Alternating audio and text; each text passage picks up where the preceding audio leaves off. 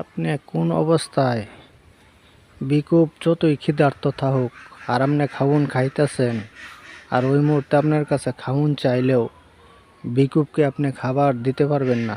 যদি দেন তাহলে আপনি হারাম কাজ করলেন, অর্থাৎ আপনি গুনাহগার হলেন, আল্লাহর আইন আপনি মানেন নাই।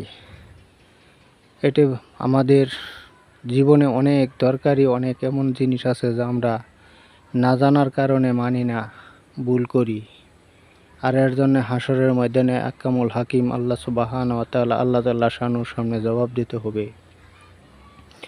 বলা হয়েছে, তুমি যদি কোথাও বেড়াইতে যাও মেহমান হইয়া, আর ওই সময় যদি তোমাকে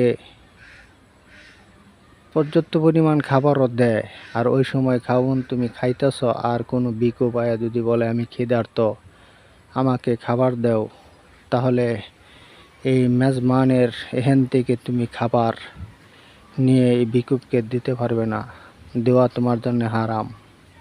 তাহলে আমরা একটি দরকারি জিনিস শিখতে পারলাম।